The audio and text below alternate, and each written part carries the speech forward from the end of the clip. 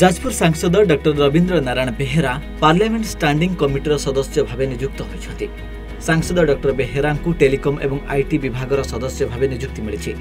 तांकर ही नियुक्ति की नहीं सांसद डॉक्टर बेहेरा खुशी व्यक्त करने सह प्रधानमंत्री नरेंद्र मोदी, राष्ट्रीय अध्यक्ष जेपी नड्डा, केंद्र मंत्री धर्मेंद्र प्रधान, राज्य सभापति मनमोहन सामल, संसदीय व्यापार मंत्री मेघवाल को एथिपाई कृतज्ञता जणाइछन्ति।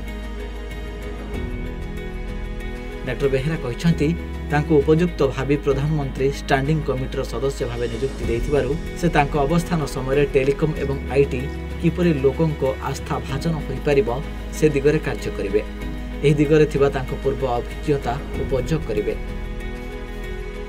एथि सहित जाजपुर जने सांसदों को एते बड़ दायित्व मिलिथिबारु स्थानीय बीजेपी नेता माने खुशी व्यक्त करिसंती। कमिटीर आशा माने सारा भारत रे जोगाजोग क्षेत्र जो 5G ठारू आरंभ करिकी सब प्रकार अन्य योजना अच्छी एवं इनफॉरमेशन टेक्नोलॉजी गोटे रिवोल्यूशन बर्तमान इंटरनेट जुग, आर्टिफिशियल इंटेलिजेंस, साइबर सिक्योरिटी जुग तार केमती विप्लव हम से चेष्टा करेंगे और जाजपुर जिला केते मात्रा ताटू माने बेनिफिट पाइबो से यथाशीघ्र चेष्टा कर। आम जहाँ देखुचु गला 3-4 मास लोक संपर्क रक्षा करिबारे एते एमपी माने बुलई पारंते नहीं। ये 365 दिन जाक जो आरंभ होते 3 मासर प्रक्रिया को देखले गोटे दिन मध्य से पार्लियामेंट सेशन चलला, सेठी रहिला, पार्लियामेंट सरला, सबुदिन आसिक सारा जिला बुलुचंती।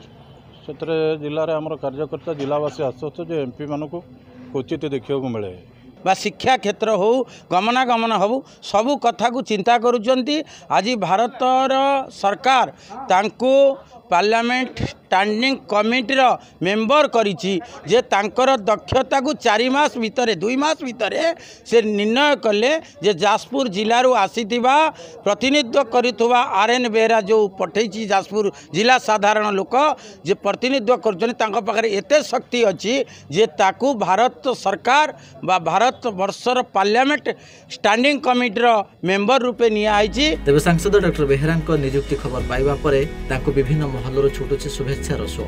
एथि सहित दलीय कर्मकर्ता माने मध्य उत्साहित होई पड़िछन्ति। धर्मशाला विश्वनाथ स्वयं रिपोर्ट, सूचना टीवी।